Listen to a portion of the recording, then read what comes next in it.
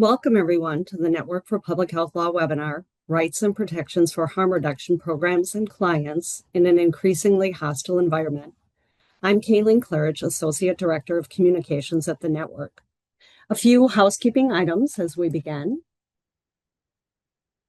First, we are recording this webinar, with the exception of the Q&A, which we will stop recording at that time, so feel free to put your questions in the Q&A at any time during the webinar, and we will get to as many of your questions as possible. We will also send you an email when both the recording and the slides are posted on our website.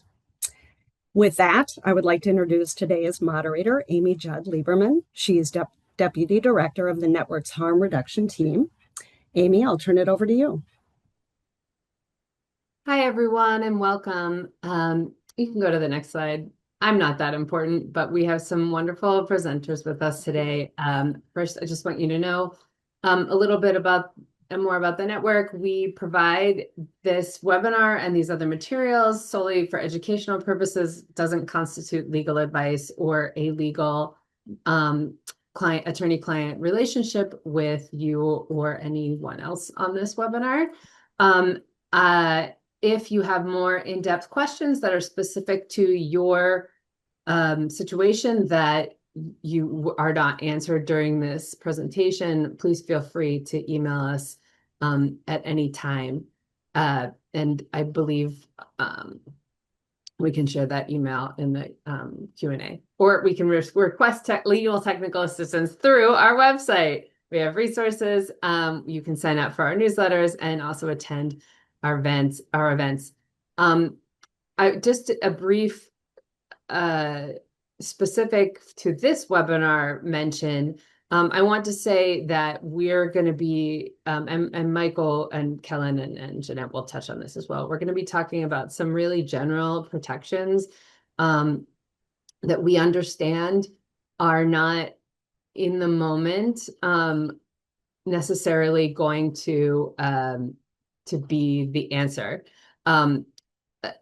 But there are things that you need to know so that you can, your civil rights, you can fight for your civil rights afterwards.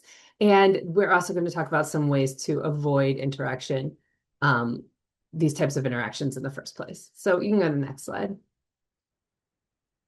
And today we have from our team at the Harm Reduction Legal Project, Michael Abrams, Senior Attorney. We also have from the Drug Policy Alliance, Director of Public Health, Kellen Rossignolo, and the Director of Policy and Advocacy for the Coalition for Humane Immigration Rights, Jeanette Sani-Patin. And we're really grateful to have our two outside presenters here with us today. Next slide. Okay, and we're going to start off with Kellen on our presentation for rights and protections for harm reduction programs and clients in an increasingly hostile environment. Awesome. Thank you so much, Amy. Thanks, everyone, for joining. Next slide, please.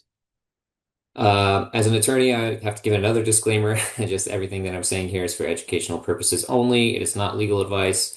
And I think the strong theme that you'll find from this presentation is that you should contact an attorney in your jurisdiction for legal advice for any of these issues that you may be facing locally. Next slide, please. So I'm going to start a little bit by sort of going over the landscape of why we're talking about this right now. Certainly, this has been an issue for a long time in many parts of the country, but it is escalating in across the country, driven a lot by what's going on at the federal government. So this is a picture of an executive order that was executed over the summer. Next slide. And in particular, this is what the executive order did to sort of attack harm reduction on the federal level. The executive order did a lot of really terrible things, but I'm going to focus primarily on where it's talking specifically about harm reduction. So it directs the Substance Abuse and Mental Health Services Administration, SAMHSA, to ensure that any of its funds, discretionary funds, are not going to programs that, quote, fail to achieve adequate outcomes, including so-called harm reduction or safe consumption efforts that only facilitate illegal drug use and its attendant harm. It also directs the Attorney General to investigate and bring civil or criminal actions against federally funded housing providers that operate or permit safe consumption sites, distribute drug paraphernalia, or permit the use or distribution of drugs on the property that they control. And then it also directs HUD and to freeze any funds that are going to organizations that are doing the above. So it's a very clear signal coming from the federal government that harm reduction is on their radar. It's something that they no longer support.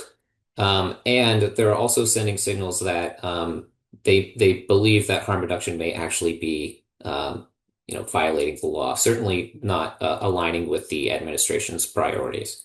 So this is sending a pretty clear signal to what the federal government's position is, but also sending a signal to state and local governments about what they want them to be doing with the money that they might be receiving from the federal government.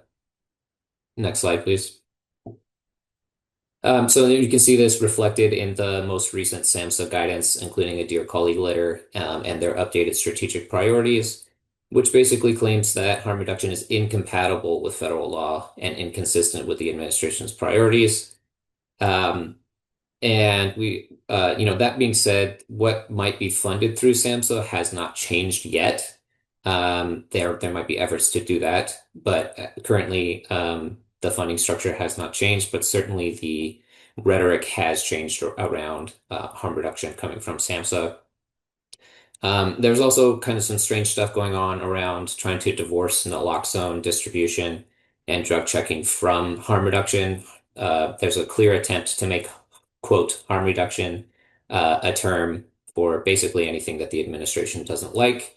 And so they're separating naloxone and drug checking as interventions that they do continue to support as separate from harm reduction. And you can see these what SAMHSA is saying being echoed in guidance from other federal agencies as well, which are linked here in the slide. Next slide, please. We're also seeing the drugs as justification for other actions that the administration is taking. Excuse me. So from everything to immigration crackdowns and border militarization, tariffs, which are being put in place with the justification that countries are not doing enough to prevent drugs from coming to the United States, deploying the National Guard and using the National Guard to enforce drug laws in cities across the country, designating foreign drug trafficking organizations as terrorists, bombing boat strikes in the Caribbean on the justification of drug trafficking, and most recently this week designating fentanyl as a weapon of mass destruction. All of this is bolstering a culture of law enforcement-centric responses to drugs at home and abroad. And I'm going to talk just in a second about what the laws actually are in terms of possession, but one thing to keep an eye on in terms of the designation of fentanyl as a weapon of mass destruction is whether that will mean that any possession of fentanyl is whether that person knows it's fentanyl or not could potentially expose that person to a sentence of life in prison because that's the punishment for possession of a weapon of mass destruction. Next slide. So that's what's been going on at the federal level. We also know that there's been efforts at the state and local level to impede harm reduction programs for many years. And this includes searching and arresting program participants, confiscating supplies, surveilling service centers and the surrounding areas, aggressive post-overdose practices, so police responding post-overdose and then arresting that person or surveilling them. Aggressive citing of certain service programs and other harm reduction programs. So this would be things like code violations that police are just continuing to cite programs over and over. And then law enforcement either not being aware of the law or refusing to follow it, continuing to harass people. And then also, political pressure from city and state policy makers to scapegoat service providers for what are larger structural problems like the lack of affordable housing. These are all deterrents that make it so people are less likely to access harm reduction services. And we know that when people don't access services, it increases the risk of riskier behaviors and worsens health outcomes. Next slide. So I'm going to go quickly over what the laws actually are for drug possession and paraphernalia possession in the U.S. At the federal level, possession of a controlled substance without a prescription is punishable by imprisonment for up to 1 year and a fine of up to $1,000 for a first offense. Those penalties get more severe for second and subsequent offenses. There's no minimum quantity required to violate this. Any amount is considered a criminal offense. Prosecutions for simple possession under federal law are actually pretty rare, unless they are in conjunction with like larger investigations, or it might be someone might plead down to drug possession from a more serious drug charge. But to our knowledge, no harm reduction service provider has been charged with violating a federal drug possession statute for incidental possession relating to providing harm reduction services. For example, disposing of use equipment or drug checking. Next slide.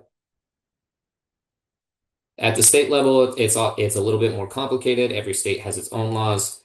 However, unlawful drug possession is a criminal offense in every state, but the circumstances and severity differ by state. In some states, it's a misdemeanor. In others, it's a felony. In others, it's whether it's a misdemeanor or a felony depends on the amount possessed or other factors. It's also important to note that many states, residual amounts of drugs, for example, minimum amount found in a syringe that has after having been used can result in a drug possession charge.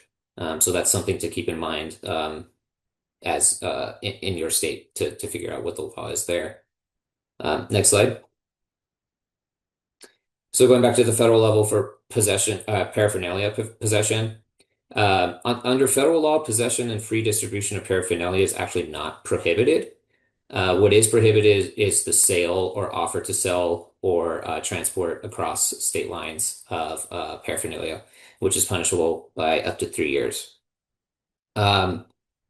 However, this does not apply to, quote, any person authorized by local, state, or federal law to manufacture, possess, or distribute paraphernalia, which would include approved harm reduction programs at the state or local level. So in other words, if it's permitted under state or local law, it would not violate federal law. It's also important to note here, though, that federal law enforcement may not know state or local law, and so may choose to enforce or make an arrest, even though it might be permitted under state or local law.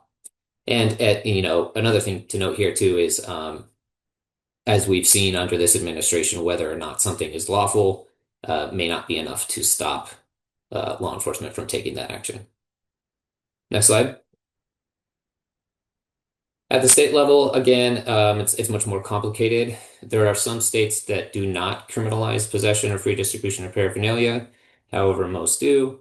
And even if in those where the state law does not criminalize it, there might be local laws that do. So at the city or county level. Some states exempt syringes and other equipment, for example, fentanyl test strips, from the definition of paraphernalia. Therefore, it would not be a criminal offense to possess those. Other states only permit the distribution of paraphernalia in certain contexts, for example, through a state or local approved syringe service program. And there's a lot of variability here, and it would behoove you to make sure that you are familiar with the law in your jurisdiction. And the Network for Public Health Law actually has a really good 50-state survey that goes through this in each state. Next slide. It's also important to keep in mind that there are other laws that might impact whether or not possession is permitted. For example, Good Samaritan laws. These are laws that protect from arrest and/or prosecution for certain drug offenses when you call for help for somebody who is believed to be overdosing. Again, this varies very much by state. So you need to figure out what those protections are and what is actually protected under those Good Samaritan laws. And there's also a lot of state drug checking laws where they might not consider drug checking equipment as paraphernalia, and therefore would allow the use of drug checking equipment to check people's drugs and tell them what's in them. And so there's a lot to be aware of here and make sure that you are, following the law in your jurisdiction. There hasn't been many cases of with drug checking laws of law enforcement going after like drug checking programs, though there was a notable arrest in Tennessee earlier this year of a woman who was transporting a small sample of drugs to a lab to get checked. She was arrested for drug possession. So this is certainly something you want to be aware of the law in your state around this as well. Next slide. And here's just a list of DPA resources if you're interested in learning more. And I think with the next slide, that will conclude my portion of this, but I'm looking forward to the questions. Thank you. Great. Thank you so much, Kellen. And now we'll turn it over to Michael about speaking about our legal rights and interactions with law enforcement. Thanks. Hi, folks. So I'm going to give a kind of overview, really high-level overview of the constitutional rules that apply to interactions with law enforcement. Similar to what Kellen mentioned, there is really no one size fits advice for this, but I can say that the target audience for this advice is harm reduction programs that are providing harm reduction interventions on the ground. So with that, we can go ahead to the next slide. So the first rule to think about is the Fourth Amendment. This is your protection from searches and seizures by the government. It protects traditionally your home and your private property. I think the kind of logic of the law in the Fourth Amendment is that it's based on your reasonable expectations of privacy. And so we all reasonably expect to be private in our own homes. And same with our own property, like our car or our backpack, our purse, etc. It's different when we are thinking about effectively a business or other facilities that are open to the public, like an SSP. There are still Fourth Amendment protections in those contexts, but they're more limited. So the same rule applies thinking about the expectation of privacy. And because, let's say, an SSP is open to the public, participants can walk in through the front door, it's unlocked, then that means police can also do that. Because a business or a nonprofit organization, any facility is held open, then that space is not expected to be private and law enforcement are free to enter the space.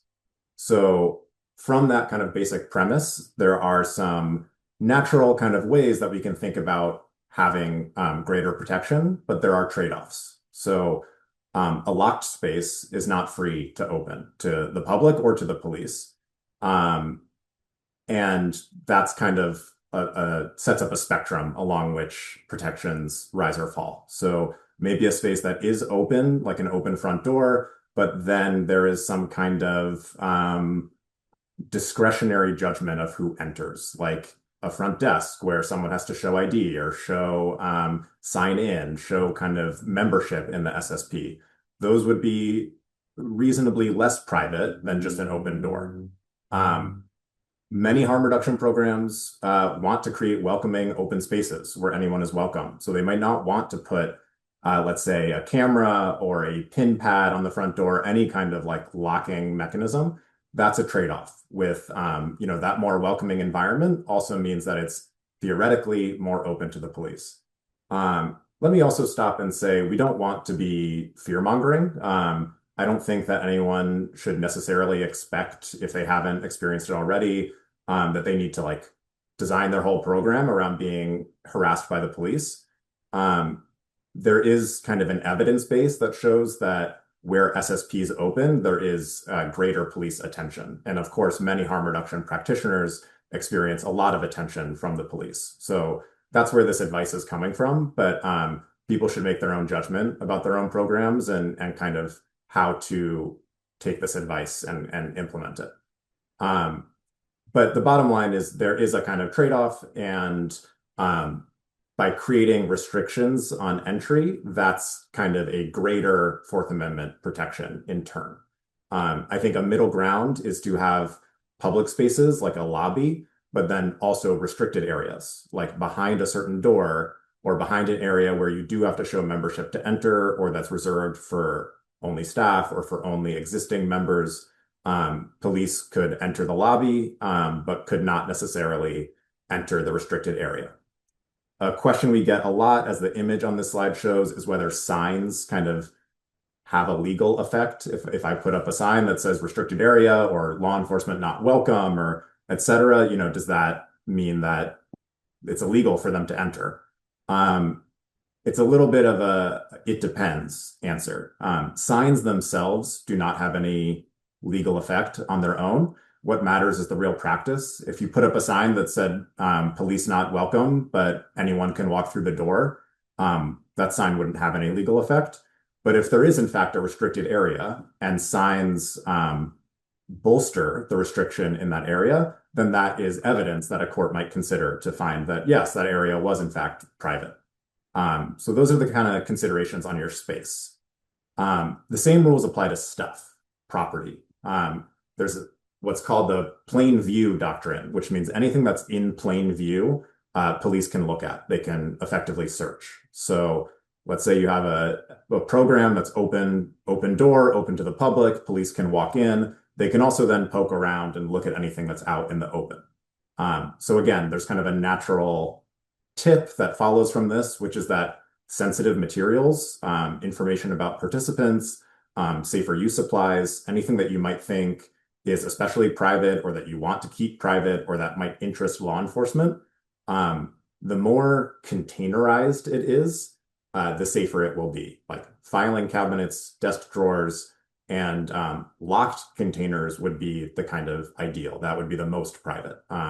It's very clear that police can't open a locked container without a warrant. So that's another kind of spectrum of protection and a simple way of if you're anticipating law enforcement attention, that anything sensitive should not be in plain view. It should be stored somewhere protected.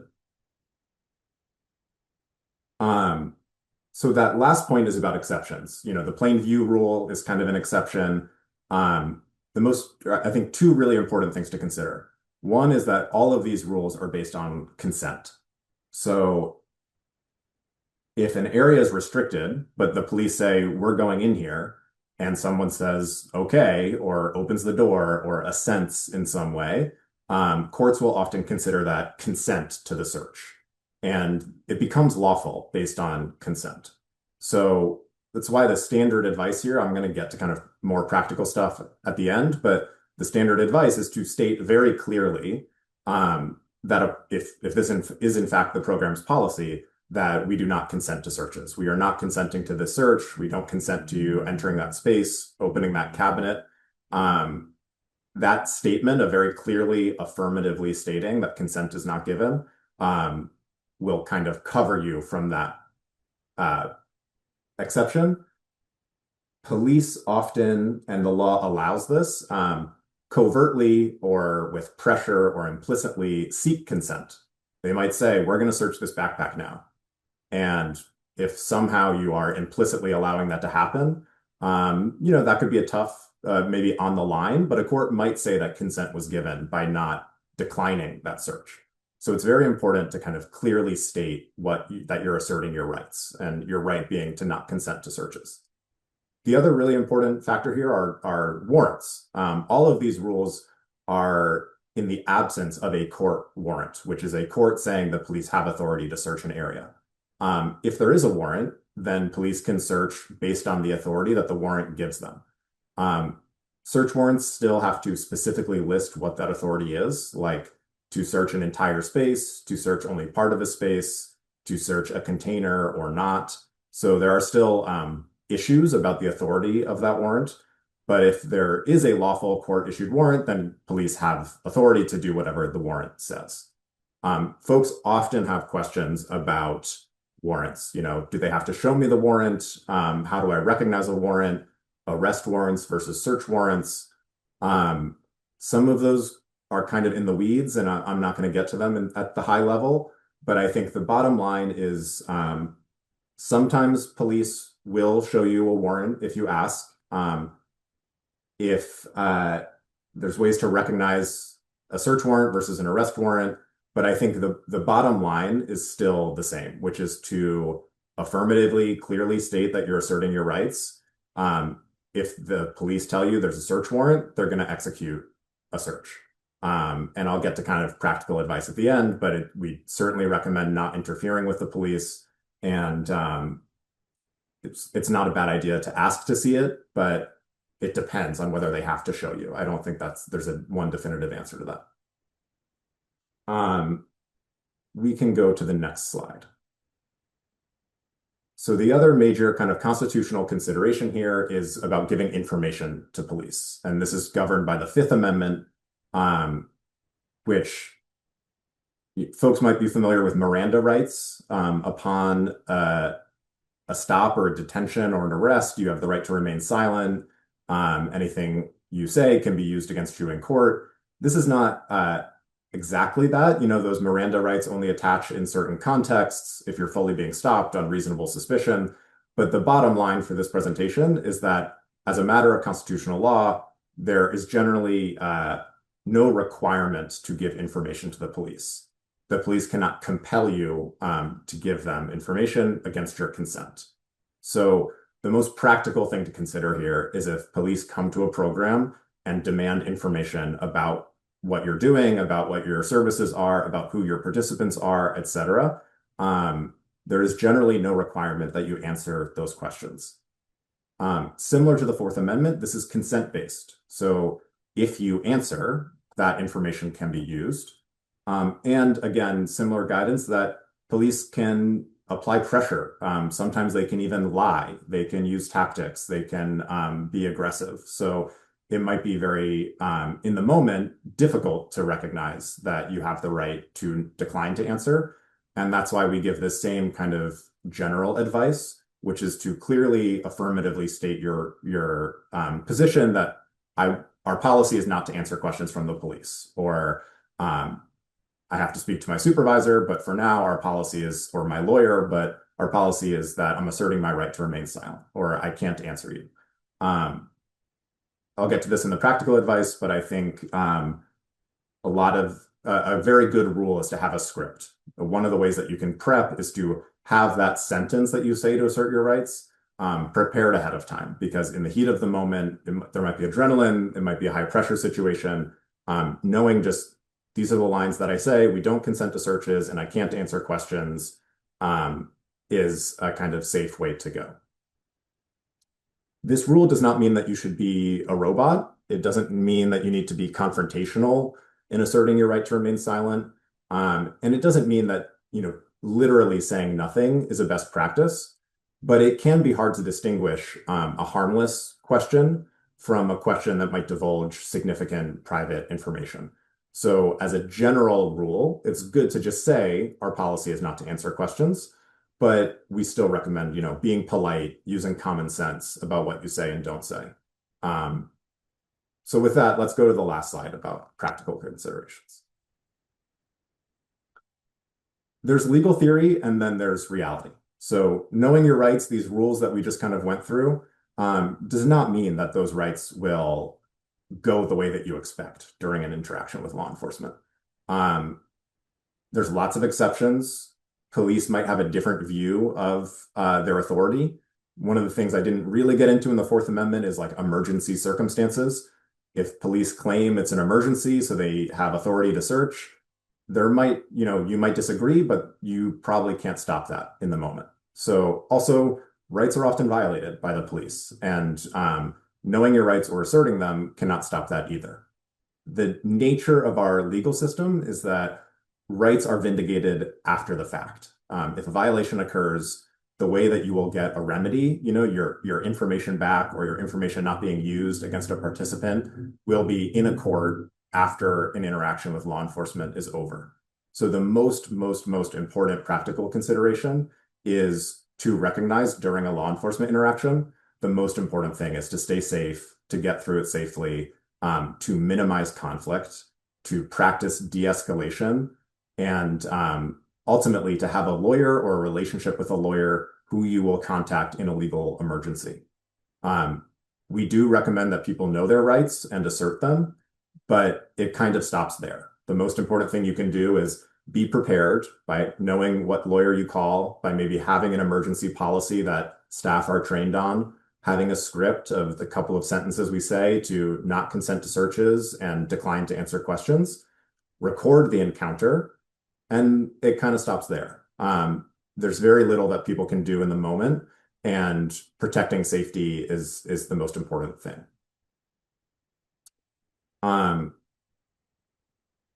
Now, practice really varies by jurisdiction. The Fourth Amendment, the Fifth Amendment, this applies to law enforcement of all levels, state, local, federal, but it's very hard to give universal advice. Depends on what kind of interaction this is, what kind of program you're operating, what state, et cetera. So I can't give kind of universal advice other than to say it might be a good idea in a local program to have a relationship with local law enforcement. It might not be, depending on what kind of services you're providing. So folks should use their best judgment. But if you know, for example, as often happens, that there are local law enforcement agents observing your program or surveilling participants, that could be a place where relationship building really matters. A surprise visit from federal law enforcement after an investigation, that's a different story. But that's one piece to consider, is kind of having a relationship so that when law enforcement do arrive, they know who you are or they know your program. It's a good idea to have a point person in your legal emergency policy of who is in charge of speaking, who is not, who do we call, those kind of things. And again, to try to follow your preparation, speak in a calm voice, be respectful, and de-escalate and avoid conflict. Then you can fight about what happened afterwards in a court with your lawyer. But in the moment, it's almost no situation in which debating with law enforcement or asserting your rights to raise your voices or try to stop what's happening is almost never kind of the right thing to do. So we don't want you to take knowing your rights to the extreme, but we want you to be strategic, assert your rights, have a plan, and get through the interaction safely. And again, the most important thing is to know, who do we call? Who is our lawyer? That's someone local. We're a national org. We can certainly give advice to a harm reduction program about how to find a local attorney, but that's an important thing that you can do in advance during these kind of uncertain times, is to know who we call if police show up at the door. I think that's it from me. We can go to the next slide. I'm happy to answer more questions. There's plenty more that can be said about this, but that is kind of a high-level overview. Thanks, Michael. I just before we move on to Jeanette, I just wanted to say we're seeing your questions in the Q&A. If it's not something that's super straightforward, we're holding off on answering them until we reach the end of the presentation and we stop recording, just so that we can give you a little bit more off the cuff information. And now I'll turn it over to Jeanette. Thank you. Great. Well, thank you for inviting me. My name is Jeanette Sunny-Patin. I am the Director of Policy and Advocacy for the Coalition for Humane Immigrant Rights. We're one of the largest immigrant rights organizations in the country. We are based in California, but we do have offices in DC and have staff throughout the country. But I'm really happy to be here. I'm also former staff of DPA, so very integrated in the drug policy harm reduction world as well. But with that, we'll go ahead and get started. So I'm going to be talking about a little bit about what we've seen in Los Angeles with regards to the raids and sort of what we may anticipate in other jurisdictions, but also give you a little bit of an overview of the Know Your Rights presentation.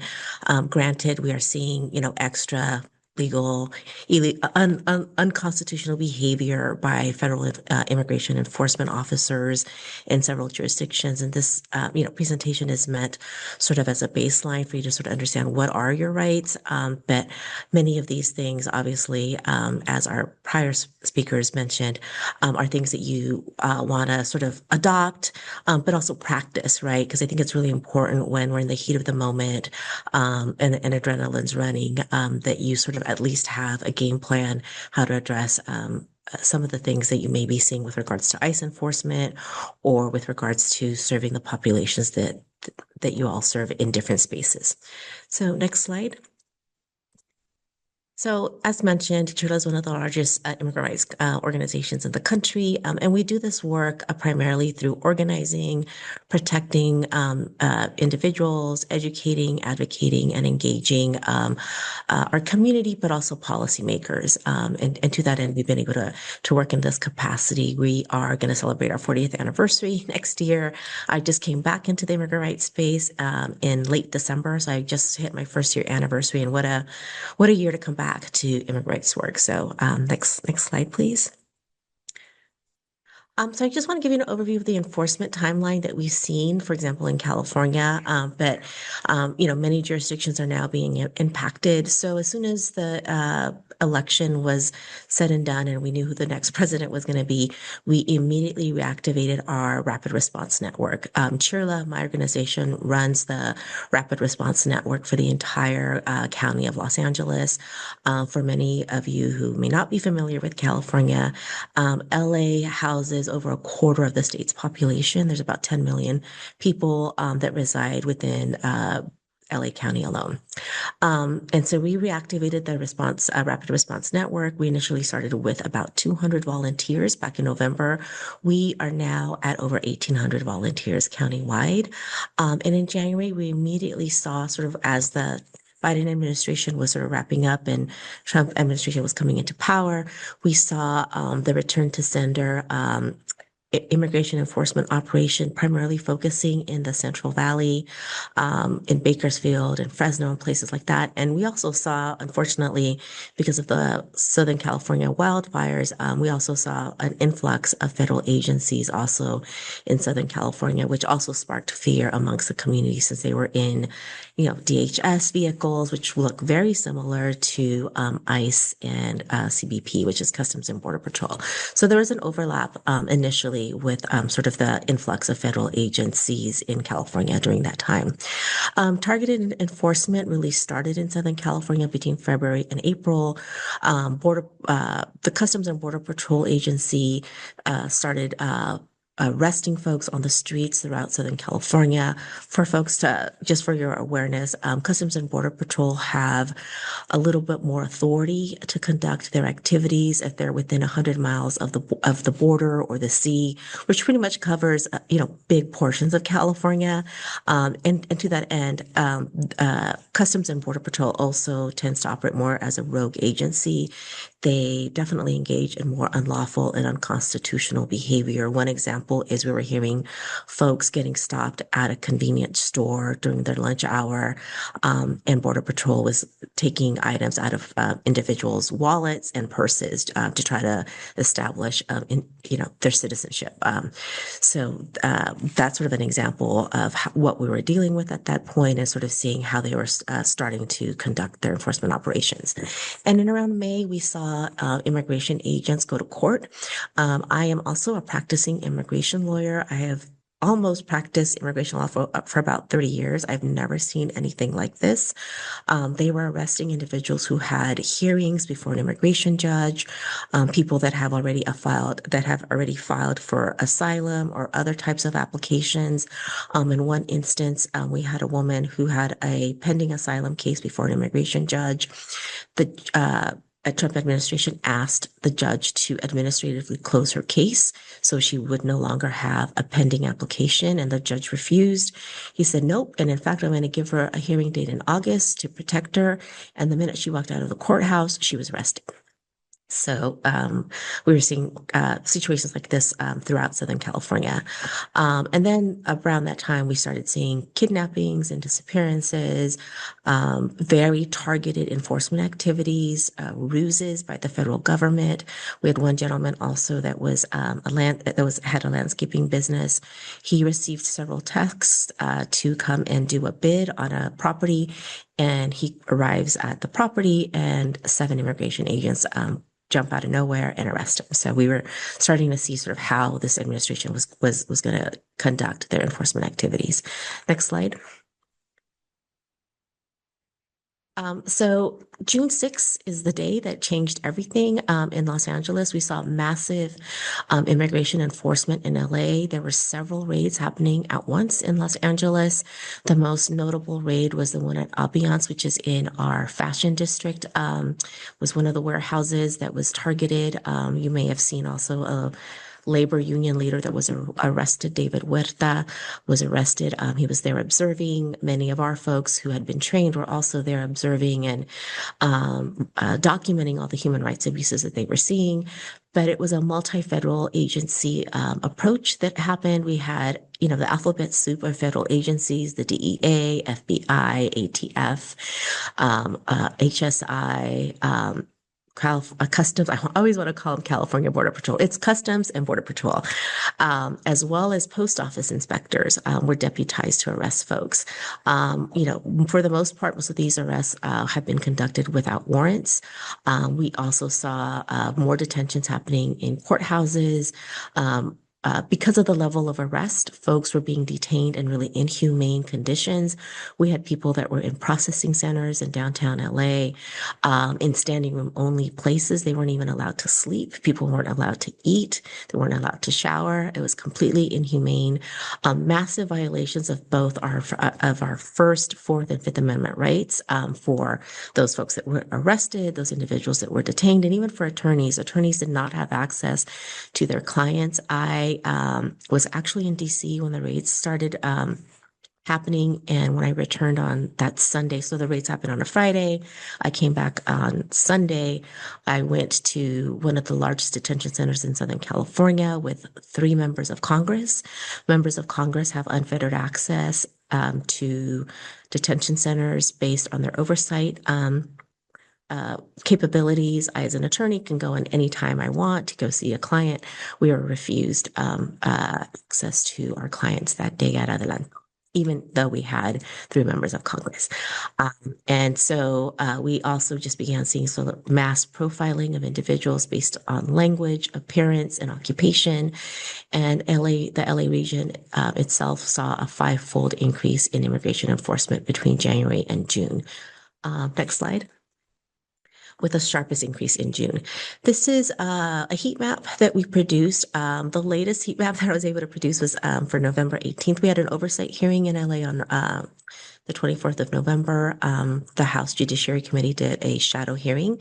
This was produced for that shadow hearing, but because we are running the Rapid Response Network and we're training folks in the network, we do have data of all the ICE enforcement activities that we've been seeing in LA County. So this is a reflection of all the highly targeted zip codes. And as you can see, many of the most over-enforced communities have been communities where there are either high Latino populations or high immigrant populations. So there's a method to the madness that this administration is conducting and operating their ICE enforcement activities. The other thing that we've noticed too is that in many of these jurisdictions, we have either leadership or their city council predominantly led by individuals of color, so people of color in these positions as well. And in many instances, we've seen several targeted enforcement activities over 10, 12 in one single zip code alone. And obviously also targeting certain types of businesses as well. So this is, sort of demonstrates what we've been seeing here in Southern California in terms of ICE activity. And I will say that I believe my organization is capturing between 18 to 25% of all ICE enforcement activity, even with our 1,800 volunteers, because we have been able to capture about 1,000 folks, or document at least 1,000 folks that have been detained or arrested. The latest number from Southern California is that we have about 5,000 folks that have been arrested or detained as of June. So that's my, legal math that I've been able to do to assess that we've captured around 18 to 25% of all enforcement activities. Next slide, please. So just to give you context, here's a graph that shows you sort of from June to September in terms of enforcement activities. If you look at the blue line and the yellow line so yellow line is the daily reports, blue is like the 7-day moving average. If you see the green line on July 15, 2025, for folks' edification, Chirla is also part of the legal team that filed the lawsuit against the federal government on the LA raids and the access to counsel issue at around July 15th, I believe. That's when the Ninth Circuit reaffirmed our temporary restraining order. And so we did see a lull in ICE enforcement activity. As you know, the Supreme Court in this shadow docket hearing actually lifted the TRO, and a little bit more about the shadow docket hearing for those lawyers out there, but or non-lawyers.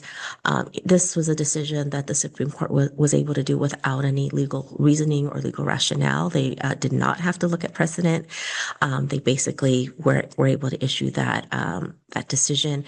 We do have a concurring opinion from Kavanaugh that no one signed on to, and we do have a dissent from Sotomayor, which sort of gives us a little bit of indication how they were thinking along those lines. But when folks ask us what was the effect of actually filing that lawsuit or getting that TRO, we have seen sort of a stabilization of the level of ICE enforcement in Southern California, and this graph clearly demonstrates that. Next slide. So just really quickly, our response as an organization has been to engage in public action and mobilization, both multi-sectorial. So we're working with faith leaders, student engagement, labor, and we've mobilized. We've been having marches. We did a summer of resistance at La Placita Olvera in Los Angeles to remind folks, that we are a community, that we are going to protect as many individuals as we possibly can. I know we can't protect everyone, but we are working with our labor leaders, organizations, our labor unions, including UTLA, which is the United Teachers Union in Los Angeles, to protect as many families as possible. So and then a little bit about sort of the numbers that we've had in terms of Know Your Rights presentations, as well as some of the active litigation that we have. So again, we're part of the Perdomo versus Nome case, which is on the LA raids. Although the TRO was lifted, the case in chief is actually still moving forward, and we're still moving forward on both fronts, on the raids as well as on the access to counsel issue. Next slide. So I wanted to give you sort of a quick overview of key federal immigration law, and I won't go into too many of the details, but just for us, for our awareness, right? The Immigration Nationality Act of 1952 really sort of sets the foundation for all of U.S. immigration law. It sets the rules for who could enter, who could stay, who can be deported. It determines the types of visas that our country provides, as well as pathways to citizenship, and gives federal agencies the authority to enforce immigration laws. The Homeland Security Act of 2002 actually created the Department of Homeland Security. This was in response to 9/11.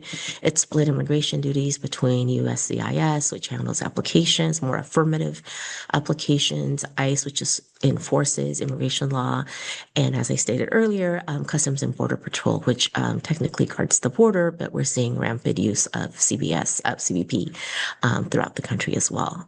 Next slide. And in fact, the individual who's in charge of all ICE enforcement activities in the country is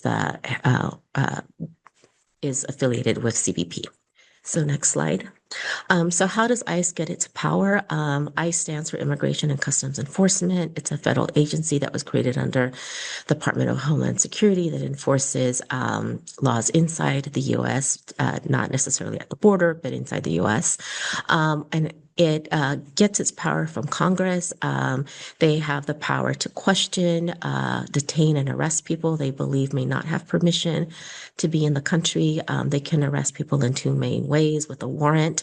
It has to be a judicial warrant. There are administrative warrants that DHS has, and I'll show you an example of those later on in the presentation. And they also arrest folks without a warrant. So as my colleague mentioned earlier, if you kind of consent to them entering your property, or you consent speaking to them and you just start giving information, that's how they obtain their information. So even if they ask, even if they ask you what country you were born in, if you say, Guatemala or you start speaking in Spanish.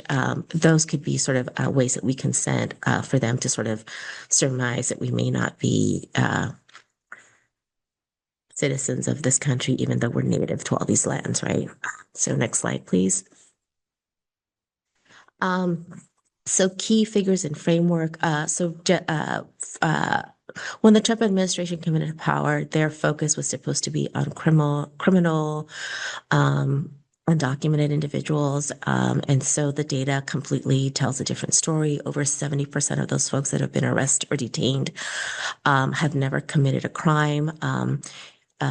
As well, I think about 70% and 30% may have a prior conviction, and then ICE right now is acting under their civil authority as well.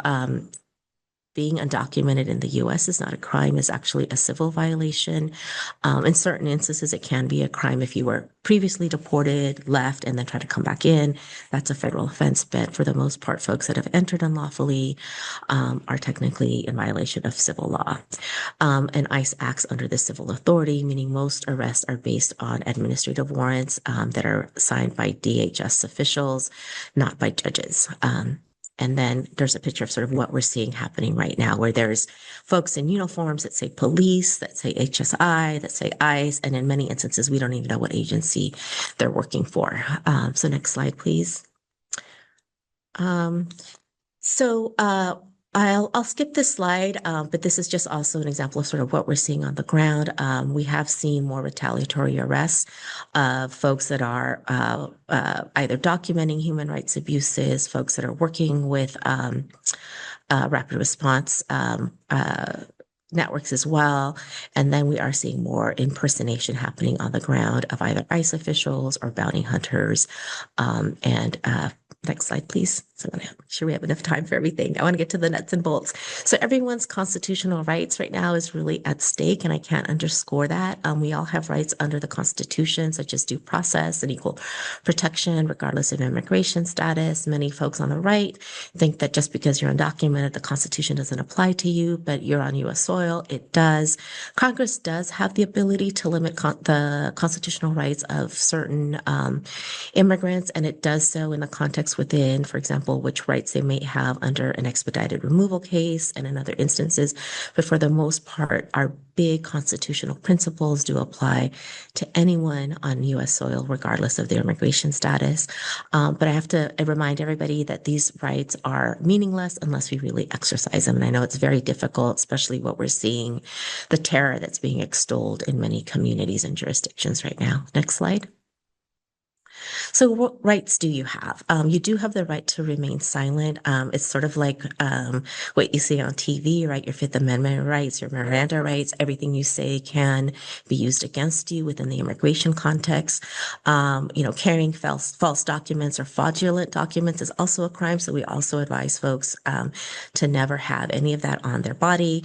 Lying or giving false information to an immigration official can also be considered a crime. So we tell folks do not lie, and then do not offer information about your immigration status or where you were born to any law enforcement entity. So this is critically important. The minute you open the door to that information, not the physical door, but the minute you open the passage to consent and you provide that information willfully, you sort of don't have those protections as much as we would like folks to try to protect and preserve. And we know that it's very difficult when you're engaging with ICE officials. They're very aggressive, they're very violent, but to the extent that individuals can not give anything, not give any information, but maybe their name at that point, that's advisable. We also advise folks to role play, because this is critically important that you are able to have a script in your mind and sort of know what to do should you have any interaction with an ICE official. And again, you have a right to talk to an attorney, have the name and number of an attorney that you can call if you need help. If you are a participant or you have clients that are clients that may have immigration issues, if they have an access to an immigration attorney, that's the ideal. Organizations should also have the name potentially of an immigration attorney and their own organizational attorney as well to deal with any type of warrants and any other type of intrusions that may happen on where they conduct business as well. So next slide. So what to do if you have an ICE interaction at home? As we mentioned earlier, you know, the Fourth Amendment does protect you from at least does protect you from that reasonable expectation of privacy. So if someone knocks on your door, do not open the door. We always ask that law enforcement officers actually identify themselves either through their agency or through a badge. You should also ask to see a warrant, make sure that it is signed by a judge. And how do you see the warrant if the door is closed? We ask them to show it through either the window, they could put it right in front of the window and have you see it, or they could slide it under the door. The minute you open the door, your Fourth Amendment rights are almost at the window. So we really want to emphasize that as well. Do not open the door until you have that information. If any information on that warrant is wrong, if they don't have the right name on the warrant, or the address is wrong, you have an argument that you don't have to argue, that you don't have to open the door. If your name and address is not correct, you do not allow them. You do not need to allow them to enter your premises. If they do enter and for whatever reason they take items, you have the right to ask them for a receipt of what was taken in that instance. Next slide. What to do if ICE comes to your place of work. So immigration agents must have a judicial warrant to enter premises, and it must be signed by a judge. Your employer must authorize their ability to enter their place of work. So we ask folks to remain calm, do not run or try to escape. This gives ICE agents probable cause to arrest individuals. If ICE is there to conduct what's known as an I-9 audit, they do not have the right to question employees. And remember that you have the right to remain silent and ask to speak to your attorney. Again, it's always good to have the number of an attorney should ICE come to your place of business or where you're providing services as well. Next slide. What additional steps can you take if you're an employer or a business to protect your employees and your clients? So again, as mentioned earlier, employers should designate a part of the worksite that is not open to the public. You could use signage, things of that nature to clearly demarcate what's public and what's private.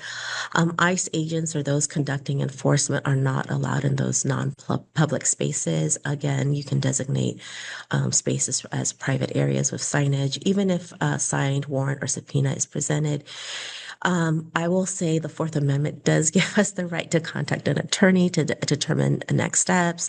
You can see if that works. I mean, I'm sure in many instances they're just not following the law or the Constitution, but to the extent that you can have someone on speed dial, that would be the best scenario.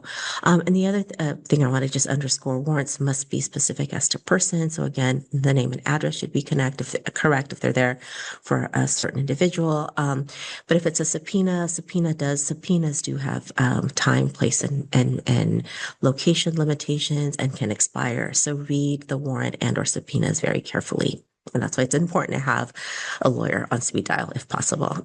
Next slide. So this is what a judicial warrant looks like for the arrest of an individual who may be undocumented. As you can note, it is a warrant from our federal court, so it more than likely will be from a U.S. district court. At the bottom, you'll see that it's either signed by a magistrate or a judge. So these are things that you want to look out for. Read some of the details if you can, the date, the name, do they have the address right? Are there other items that they expect to potentially obtain from the premises? So this is where you do have a right to ask for it. If they give it to you, right, you can ask for it and inspect it to the extent possible. And again, call an attorney if you have one on speed dial that you can call or access. Next slide. So this is what an administrative warrant looks like. Again, this is not valid for entry, but this is by the U.S. Department of Homeland Security. You'll see that on the top. It says warrant for arrest of alien. This, again, is invalid for entrance to a site unless you consent to that entrance, right? So it's best to have this systematized within your organization or your place of business to make sure that your executive team has protocols around how they will handle these issues, whether it's who will interface with any law enforcement or ICE entities, who's going to call, who has that lawyer on speed dial, and who's going to accept these documents and review them and ensure that procedures are followed. Next slide. So additional considerations for employers or service providers, make sure you talk to an attorney that you can have on call should ICE enforcement show up at your place of work or business. Designate staff from your executive team, preferably the director or the ED, to communicate with law enforcement and have that interface with law enforcement. It is very advisable that you keep the door locked to the extent possible between any waiting room and the reception area and or any private areas of your business or organization, and make sure that you do not have any side doors that may compromise those privately designated areas. I did a presentation at a local LA harm reduction center, and they had their gate to their parking lot open, and they also had the back door to their center open. So I told them, yeah, you need to keep those locked, especially if you're in a very highly dense neighborhood, because you just never know who's going to walk through. Next slide. So what to do if you have an interaction with ICE in public spaces? This could be in your car. This could be on the street. If you are detained in public, such as a street or a road, without a signed judicial warrant, you cannot be arrested unless they have a signed judicial warrant. You can ask if you're being detained, and you can leave if you're not. The best example I could give you here is I had a client who was walking down the street with his wife. An ICE enforcement officer asked him, "Hey, are you Juan?" And the gentleman stopped, started engaging in a conversation with him.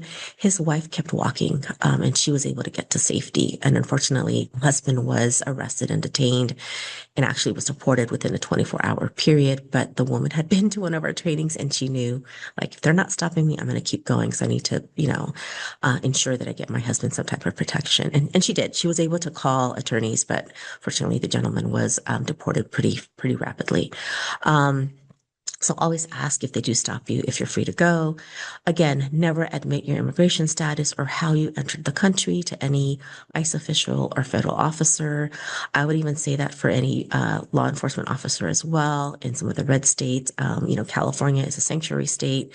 We do prohibit ICE police collaboration in many instances, but we're also seeing the increase of 287G agreements throughout the country. They're actually blowing up exponentially, and those are agreements that ICE enforcement, that DHS enters into with local law enforcement entities to help them, to deputize them and help them enforce immigration laws. So just be aware that in red jurisdictions, you want to make sure you follow these guidelines. And then again, do not carry false documents on your person as well. And then remember that you do have the right to remain silent. So next slide.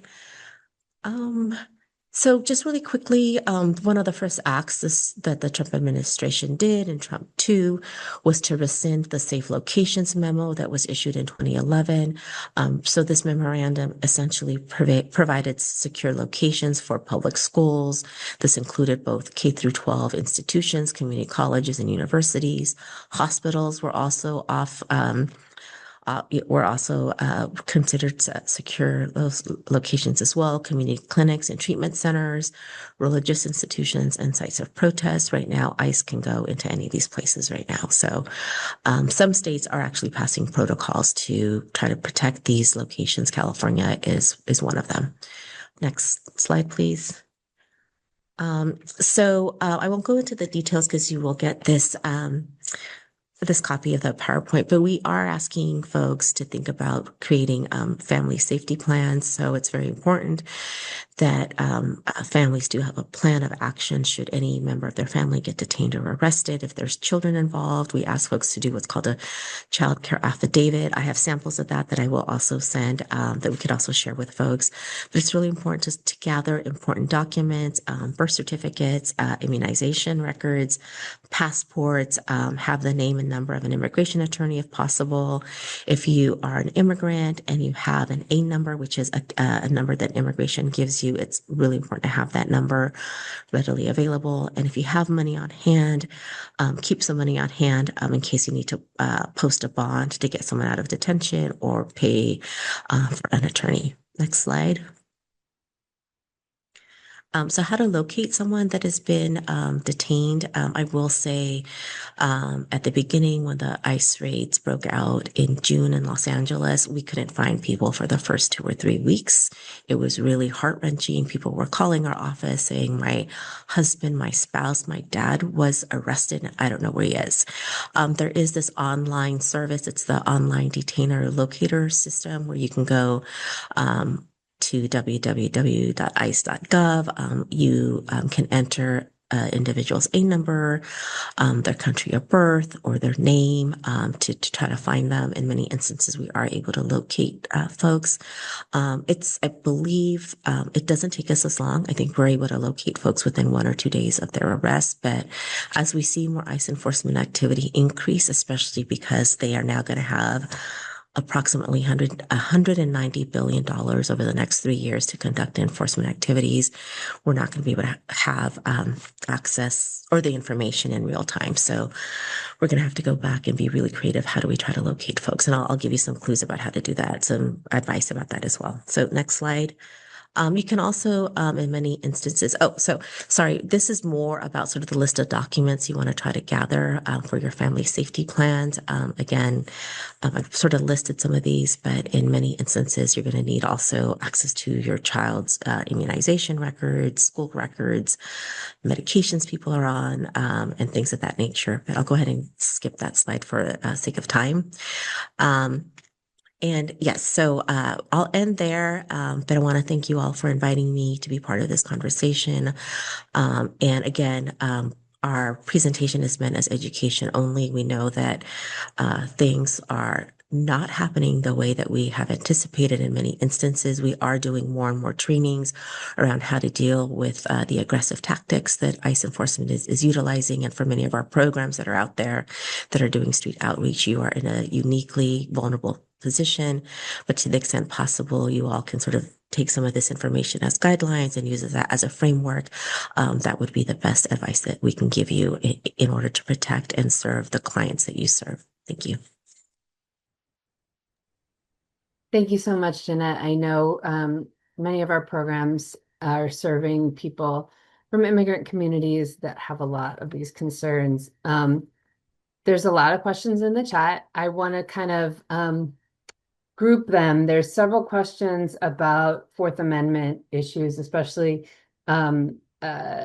regarding mobile sites, outdoor work sites. Can we end the recording